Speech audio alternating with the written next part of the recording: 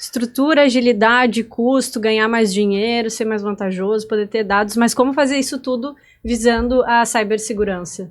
Dá para ter tudo isso e ter segurança? Dá para ter nuvem e ter segurança? Como pensar essas coisas juntas? Pois é, esse é um ponto importante, né? Hoje a gente tem o seguinte, todo projeto que a gente faz na área de tecnologia, estávamos falando de Wi-Fi agora há pouco, assim, mas às vezes é um projeto num servidor, um projeto de cloud, né? Ele já tem que ser pensado na sua origem lá, já com os aspectos de segurança sendo resolvidos, né? E segurança da informação, ela tomou um aspecto muito importante dentro dos negócios, né? Então, hoje é discutido no board das companhias, né? Eu tenho uma companhia que teve um vazamento de dados, ou ficar impedido de realizar um negócio, né? Ou eu ficar exposto do ponto de vista até de eventualmente dados pessoais e ferir uma LGPD, por exemplo, assim, né? Então, isso pode às vezes custar muito caro para o negócio, em alguns casos até inviabilizar a operação do próprio negócio, né? Então, assim, a segurança da informação passou a ser um tema, né, dentro dos negócios hoje como essencial na área de TI, né? Então, hoje, quando a gente faz um projeto, na Ativa a gente sempre considera muito isso, a gente trabalha com alguns fabricantes, a Meraki também entrega isso muito bem embarcado, né? A gente tenta combinar o projeto já com as melhores tecnologias de segurança possíveis, né, dada aquela realidade que o cliente vai ter no nível de exposição, né? Então, é bem comum ter na área de tecnologias, o pessoal se confunde, né, então se eu comprar as melhores ferramentas eu vou estar mais seguro. Não necessariamente. É importante que a gente faça uma análise do meu negócio, entender qual é a necessidade que o meu negócio tem, né? Eu tenho uma exposição aqui porque alguém pode entrar no meu Wi-Fi. Bom, então meu Wi-Fi tem que ter uma camada de segurança importante, né?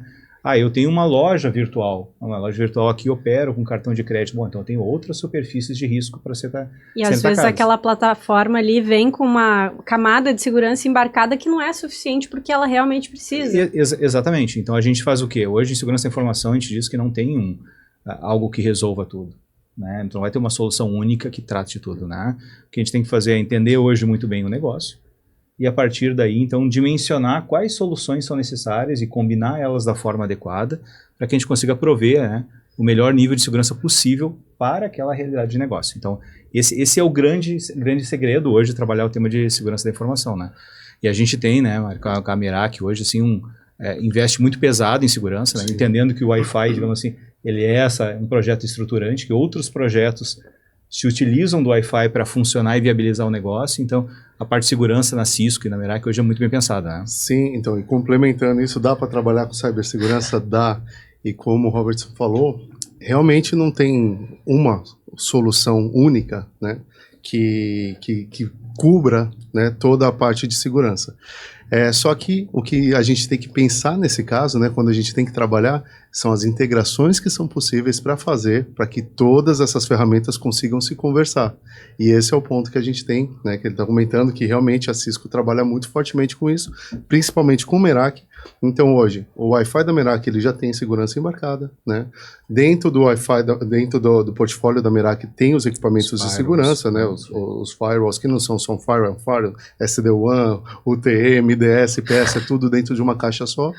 Mas hoje, por exemplo, se fala muito do conceito de SASE, né, que é um conceito de segurança que está aí, tem Zero Trust envolvido, tem duplo fator de autenticação envolvido, né, tem CASB, tem um monte de sopa de letrinhas aí que envolve esse conceito, né? Então, em algum momento, hoje é um fator crítico, como o Robertson comentou, um fator crítico para qualquer empresa, porque cada dia mais as empresas elas estão mais digitais, elas estão mais na nuvem, ou elas estão mais expostas, né? Então as necessidades são outras. E conforme a tecnologia vai avançando para proteger, também vão avançando, né, as maneiras de fazer um golpe, sim, de mandar um SMS malicioso para alguém clicar em alguma coisa. Então isso sempre vai puxando, uma coisa vai puxando a outra. Mas assim como tu disseste que não tem uma ferramenta, uma alternativa para proteger tudo, também não tem uma receita, eu imagino, né? Essa construção ela é feita visando, observando o comportamento dessa empresa, desse negócio e vendo onde precisa de cada ponta, né? Então, de repente, um duplo fator de autenticação, que é aquela medida que eu aprendi, aquilo que eu tenho e uma coisa que eu sei, né? Somando ali para duas chaves na porta diferentes. Ou então vai ser algo pensando na borda para não entrar ali pelo erro humano e tal. essa sopa toda, ela é construída a partir do comportamento de negócio, então, customizada de acordo com o que essa empresa precisa. E uma coisa interessante que tu comentou agora, Marina, o erro humano. Normalmente é por aí que entram os ataques. Então, assim, o erro humano, tanto do usuário final, quanto do administrador do Wi-Fi, ou da rede, ou da infraestrutura. Normalmente é erro humano. A pessoa relapsa na segurança, em vez de criar a senha como deveria criar, não cria as políticas corretas que devem ser criadas, e acaba passando aquele negócio, vamos fazer assim temporário, vamos fazer aqui. E o temporário fica e acaba sendo aí que acaba tendo as entradas. Então, assim, muitas vezes a gente pega senhas extremamente fáceis, né, um erro comum, não do usuário, mas muitas vezes da pessoa que está administrando. E aquela do post-it colada, assim, no... Por incrível que pareça, não tem muito milagre, assim. O pessoal acha assim, quebraram minha senha Wi-Fi. Há muito tempo já que os algoritmos de criptografia são inquebráveis. Então tu pega um Wi-Fi, hoje não tem como quebrar a criptografia do Wi-Fi. Se o cara entrou ali é porque ele pegou uma informação privilegiada de alguém, ele descobriu uma senha, ele foi chutando a senha. Ou de repente assim, o restaurante do Gilberto, aí tu vai lá e tenta a senha do Wi-Fi. Gilberto, isso, restaurante Gilberto. Existem dicionários de senhas hoje gigantescos, que softwares utilizam aquele dicionário que é grande, que são senhas que são as mais usadas. E ele vai lá e bota a rodar até achar uma senha que consegue entrar. Ou seja, é o software que é o problema ou é a pessoa que colocou a senha, né? Frágil, né? É a pessoa que colocou a senha. Por isso que daí acontece que tem outros recursos daí, do fator de autenticação. Se for pensar bem, é para não ter o erro humano do Gilberto lá, né? Se o Gilberto errou na senha dele e botou fácil, vai ter um segundo fator de autenticação que vai dar uma livrada nessa parte. O meu reconhecimento do rosto, a digital, exatamente. Essa segunda informação, enfim, para que possa passar no teste. Mas se pensar bem, se a senha do Gilberto já fosse bem colocada no começo, nem precisaria o resto, né? Então, mas acaba sendo que tu vai notar, vai ser copiado de algum jeito, né? E hoje a gente trabalha muito, né, que é o conceito, estava falando um pouco de SASE, né, essa sopa de letrinhas da área de TI que é confusão. Traduz pra gente aí. Vamos lá, mas assim, seria o conceito de criar um ambiente seguro na área de tecnologia, né, então, eu tenho meu acesso, acessei a minha rede, e a partir dali, do meu acesso que eu entrei no meu Wi-Fi, por exemplo, assim, vou acessar os sistemas da empresa, vou acessar uns sistemas que estão em cloud, toda essa rota, esse caminho que eu vou acessar, que ele é um caminho que ele é validado como um caminho seguro. Então, tu tem uma série de dispositivos no meio que garantem que aquele acesso da Marina, lá do computador dela, do celular dela ali dentro, não tem ninguém, por exemplo, se passando pela Marina, ou alguém aproveitando a conexão dela ali para fazer roubar algum tipo de informação, manipular algum tipo de informação, né? Então, assim, essa parte de segurança, ela acaba tendo, assim, como a gente comentei, uma série de ferramentas que tu acaba empilhando, né? E tu vai criando camadas, que a gente chama, né? Como eu dizer assim, olha, elevar o nível de maturidade de segurança da informação nas organizações. Então, hoje a gente olha para negócios, tem negócios que têm um nível de maturidade mais inicial, né? Tem negócios que estão um nível já mais intermediário, outros são um nível mais avançado, e para cada um deles a gente tem que pensar um planejamento, né? Por isso que eu não costumo dizer assim, vamos trazer aqui Lagapom, essa ferramenta mágica que vai resolver. Não vai. A gente precisa olhar, assim, entender em que nível está naquele momento ali, e a partir daí, né, traçar um plano, então, para elevar o nível de maturidade, ser mais seguro hoje do que eu fui ontem. Eu acho que essa é a lógica que a gente tem que trabalhar dentro das áreas de TI, né? E a gente tem hoje um agravante, acho que é um advento que surgiu bastante, o pessoal deve ouvir falar, que é a questão da inteligência artificial, né? A gente está falando da inteligência artificial generativa, né? O que está acontecendo com isso, né? Nós tivemos aí, inteligência artificial, ela não é um tema novo, já é um tema antigo, né? Da década de 70 já tinha os primeiros insights disso, mas lá atrás já, né? Já consegue se retomar ainda mais atrás, um pouco de pós-guerra ali, né? Já tinham os primeiros ensaios disso, né? Então ela já era utilizada em uma série de recursos, né? E ferramentas. O que tornou assim público, que deu boom, foi a inteligência artificial generativa, que a gente diz, né? Então surgiram uma série de aplicativos, né? Um aplicativo hoje que resume um texto, que gera uma apresentação, que gera uma imagem, que junta um rosto com o outro, quer dizer assim, então, que esses aplicativos antes eles não tinham um ambiente para rodar adequado. Então nós tivemos aí o quê? Um crescimento da capacidade de computação. Hoje nossos computadores eles estão mais robustos, né, ali dentro, e permite que a gente rode esses aplicativos e consiga fazer e gerar, que no passado não era possível. Tinha que rodar somente em laboratórios ou em grandes corporações, né? Então isso gerou esse boom, né? O que trouxe isso, trazendo esse link para a cibersegurança, né? esses aplicativos estão aí, tá na lojinha do celular, tu pode baixar no teu computador, a maioria deles tem os seus testes grátis aqui, ou paga um pequeno valor para utilizar, né? A gente costuma dizer assim, não tem lanche grátis na internet, né? A gente costuma sempre dizer, nada de graça na internet, gente, né? nada. Eu sempre repito isso nos meus podcasts, mas assim, por que isso? Tá? É que esses aplicativos, quem é que traz eles para dentro da área de negócio? Não é o pessoal da TI lá, muito pouco provável que seja o pessoal da TI que movimente isso. São as próprias áreas de negócio. Né? O pessoal que trabalha lá no escritório, que é um aplicativo aqui para ajudar a resumir uma planilha, ajudar a gerar uma apresentação melhor, é a turma do marketing ali, né, que gosta de criar uma imagem, criar uma figurinha. Então baixa o aplicativo e instala, né, o aplicativo e roda. Né? O que traz isso de risco hoje para dentro da nossa organização? Quando eu faço isso, eu tenho que submeter dados a esse aplicativo. Eu concordo aqui. Eu concordo com tudo aqui. Né? Então vamos pensar assim dentro de uma organização. Lá a TI não tem muito controle disso. Né? Então o pessoal lá na área, por exemplo, de contabilidade ou finanças, né, quer gerar uma apresentação ou um gráfico diferente ali dentro, submete uma planilha para um aplicativo desse. A planilha pode ter nome de clientes, dados de fornecedores, etc. Aonde estão esses dados? Esses dados eles estão em nuvem.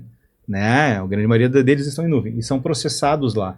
Então, quem garante qual é a segurança dessa nuvem onde é que esses dados estão sendo armazenados, que eu não vou ter um concorrente meu que vai ter acesso à minha planilha de custos, que não vai ter acesso à minha lista de clientes, né, ali dentro. Então, apesar de alguns aplicativos dizerem que tratam essa questão de segurança, não tem um grande controle. O que traz isso? Traz para a gente um tema que a gente chama em segurança da informação, que é chamado de Shadow IT. Né, shadow de sombra seria, né? Então, assim, seria a parte sombras da área de tecnologia da informação, aquilo que a gente não enxerga.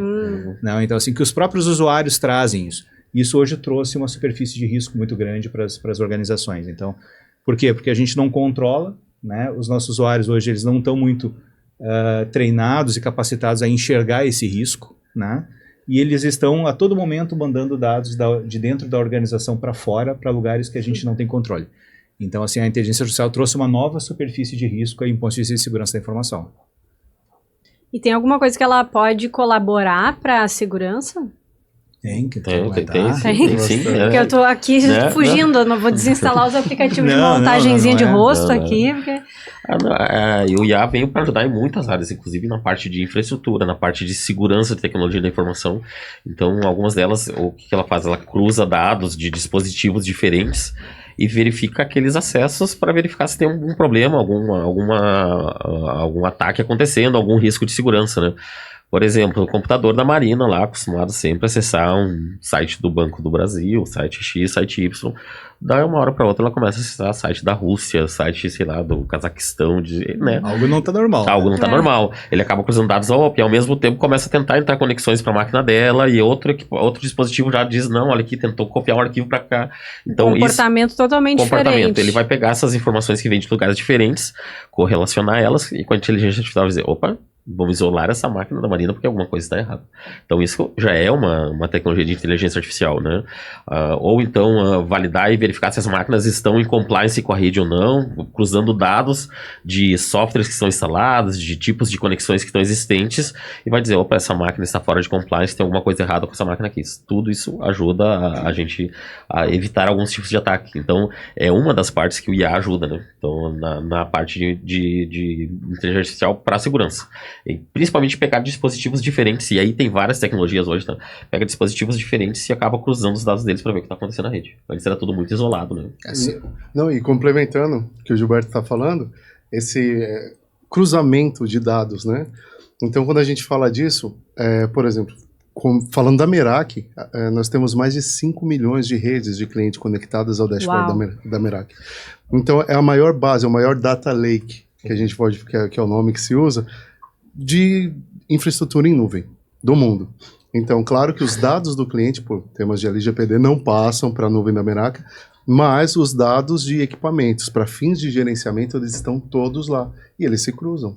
Então, o troubleshooting que você tem que fazer na Austrália pode ser aplicado aqui no Brasil, está tudo dentro da nuvem. Então a inteligência artificial que está embarcada já dentro dos equipamentos e no próprio dashboard da Merak, ela já vai antevendo e já vai trabalhando com troubleshooting, já vai trabalhando com proteção, já vai atuando antes mesmo do ser humano saber que aquilo está acontecendo. Imagina que uma botnet, que é uma rede maliciosa, que foi descoberta, vai ser muito mais fácil a Merak descobrir com os milhões de dispositivos deles do que o Gilberto descobrir aqui no Brasil. Sozinho, e a Merak já vai lá isolado. E isola. Exato. Para todos os clientes dela.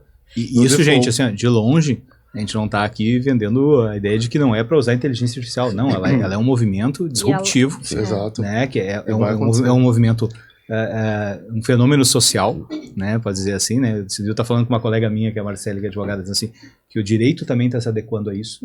Né? O direito ele é feito em cima de fenômenos sociais. É um fenômeno novo. A gente não tem um regramento ainda para uso adequado da inteligência artificial. Isso quer dizer que a gente não tem que usar? Não, a gente pode utilizar ela. Mas é importante que a gente entenda os limites de uso. Então, assim, investir em tecnologia nova, à medida que crescem as ameaças, a gente também tem que crescer as defesas proporcionalmente. Então, assim, investir numa tecnologia, por exemplo, um Wi-Fi 6 ou 6E, que nem a gente estava falando antes, bom, ele tem algoritmos de criptografia bem avançados, ele consegue detectar, por exemplo, alguém tentando invadir a rede ou tentando... Desses comportamentos estranhos. Ele consegue colaborar com outras ferramentas de segurança para permitir que eu tenha um ambiente, no geral, mais seguro. Né? Então, assim, a gente precisa do nosso negócio avançar. Eu não posso pensar que lá com o meu Wi-Fi 5, lá de 10 anos atrás, eu estou fazendo segurança em cima de uma era de inteligência artificial. Não estou. E já que a gente entrou nesse aspecto assim da inteligência artificial, eu acho que tem, e também não é para querer assim condenar, não usem, não é isso. Mas eu acho que a inteligência artificial nos remete também a um movimento que vocês comentam, assim, que é importante de pensar e que tem dois lados, que é a desumanização da TI, né? Também. Que pode passar aí por uma questão, imagina se é um carinha ou uma carinha que precisa olhar todos esses dados de comportamento e identificar que aquilo ali é um comportamento anormal ou não usual. Isso, tô dando um exemplo absurdo aqui, porque isso não se faz há muito tempo, mas se fizesse, a possibilidade de erro, ou quão inviável isso é muito maior. Então, nesse sentido, a inteligência artificial, ela vem para ajudar muito, né? Se vocês pudessem falar um pouco, assim, sobre essas facetas aí, dessa transformação, até na questão profissional mesmo. Eu acho que posso começar aqui, né? Vamos fazendo... Mas eu acho que isso é bem importante. Mas assim, a inteligência artificial ela vem para ficar. A gente tem que aprender a utilizar ela. Não vai ter volta agora, daqui para frente. A gente está vendo aqui o que aconteceu na Europa, por exemplo, com a GDPR, criaram uma série de regras, né? Hoje já tem uma legislação específica para o uso de IA, por exemplo, assim, eu estou filmando, eu estou tratando a imagem das pessoas que estão passando na rua para determinado... Hoje tem regras na Europa, o que pode e o que não pode, quais são os limites de uso disso, né? Então, se a gente pensar, a gente pode usar isso de uma forma super positiva, como também de uma forma negativa. Né? Então, o que a gente diz assim, a desumanização da área de TI, né, tem um termo em inglês, ele tem dois aspectos, a gente costuma dizer, um aspecto positivo e um aspecto negativo. Positivo, o que a IA vai trazer? Assim? O Gilberto comentou bem, hoje a principal fonte de problemas em segurança da informação, ele acaba sendo o usuário, né, que cometeu ali, a gente esqueceu uma senha, a gente cometeu algum erro de processo, nós somos falíveis, né, isso não é dentro. Então, isso acaba gerando brechas. Então, o que acaba acontecendo? Uma tendência na área de segurança da informação a trabalhar em automatização da segurança, o máximo possível, usando algoritmos de IA. Então, combinando, né, que nem foi comentado uma série de recursos ali dentro, eu consigo garantir que a Marina é a Marina mesmo que ela está acessando ali dentro. Né? Por mais que ela possa ter cometido algum deslize, está usando uma senha que ela usou em 30 lugares diferentes, a mesma senha ali dentro, mas o segundo fator garante ela um pouquinho aqui, né, ela está conectada dentro de uma rede da empresa, que ela tem uma série de recursos de segurança que garantem a segurança da empresa, quer dizer assim, então, usando IA, né, menos intervenção humana, daí entra um pouco da parte da desumanização, né, mas não no aspecto mais positivo, eu consigo garantir uma melhor experiência para a Marina, uma menor exposição dela. Né. Do outro lado, também tem um pouco o aspecto negativo disso, né, a desumanização, em eu poder prover assim, uma questão de discriminação generalizada, né, eu poder filmar, discriminar, alguma coisa assim, ou trazer resultados, né, direcionados ali dentro de uma forma automatizada. Então, assim, eu estou fazendo menos vivo nesse sentido. Então, assim, há discussões, e não é discussão só nossa aqui, né, é muita teoria, assim, até da questão da morte da criatividade, que a gente diz, né? Que é, porque a IA, como é que é a IA? O que a IA faz? A IA, ela trabalha com algoritmos matemáticos. né? Ela trabalha com estatística, ela trabalha lendo esses data lakes, né? Que nem vou falar aqui, enormes que estão na internet, são bases de imagem, de dados, de vídeo, né? Texto, e com base nisso ela vai gerando aprendizados e gerando cálculos matemáticos e estatísticos para te dar uma resposta adequada. Né? Quantas vezes uma palavra acontece na sequência da outra palavra? Por exemplo, numa frase, eu vou te dar uma resposta e vai ter nessa resposta, por exemplo, uma palavra muito bom ou muito ruim. Né? Essa escrita ela está correta? Bom, não, muito bom e muito ruim aparece com tantos % mais frequente. Então, assim, está correto usar essas duas palavras na mesma sequência. Então, essa é a lógica que a IA vai usando para construir esse material. Que é um, aprendizado da própria máquina, da própria tecnologia. Exatamente, mas ela se baseia em cima de bases de dados que existem, né? Então, assim, a gente já viu N fatos assim, que aconteceram agora, dos primeiros passos, a gente está ainda engatinhando com isso, né? Até pela nossa capacidade de computação, né? De a IA, por exemplo, pegar informações não válidas ou informações erradas, errôneas, né? E produzir um resultado errado. Né, ali dentro. Por isso que o fator humano ele é tão importante, né? Ele é tão importante. Então, assim, exige que a gente tenha uma atenção. Esses algoritmos, eles estão mudando muito, estão crescendo muito, né? Para fechar, acho o tema de segurança ali que a gente estava falando, assim, eu acho que para os negócios é importante que hoje a gente pense soluções na área de tecnologia que nativamente tenham segurança como um dos pilares de construção, né? E que permitam, né, o que a gente falou, assim, conversar entre diferentes dispositivos. O meu firewall, que é uma ferramenta que protege a minha rede ali dentro, converse com o meu antivírus, que converse com o meu Wi-Fi, converse com o meu multifator de autenticação, que essas bases se conversem de forma mais simples, para que eu possa, a partir de um algoritmo de IA aqui dentro, então, identificar eventuais vulnerabilidades e garantir uma segurança maior para o negócio. Eu acho que isso é um ponto importante na parte de segurança. Nenhuma ferramenta, teoricamente, pode ser zero segurança, né? Ela já tem que vir com uma camada suficiente de segurança e, claro, aí tu integra com outras camadas necessárias, se for o caso. Né? E normalmente é necessário. Quando é muito exposto, a ferramenta aquela padrão, ela vai vir com um pouco de segurança, mas não adianta só o que tem ali. E não é uma falha, é porque não é o que ela nasceu para aquilo. Ela nasceu para fazer, por exemplo, o banco de dados nasceu para ser banco de dados. E aí existem ferramentas para fazer a segurança do banco de dados. E tá certo, é dessa maneira mesmo que tem que ser, assim como várias outras soluções, né? Então acho que é importante sempre pensar, não pode ser zero segurança, né? Tudo que eu for comprar tem que ter um nível básico de segurança, né? E aí a importância, né, de a gente ter esse trabalho consultivo, especializado, né? A Ativo faz isso muito bem, a gente trabalha com fabricantes renomados, como a Cisco, como a Meraki, né? Que a gente consiga olhar para o negócio, entender esse contexto, né? E trabalhar essa questão desse nível de maturidade. E de entender onde essas ferramentas, onde a tecnologia ela pode agregar para nós.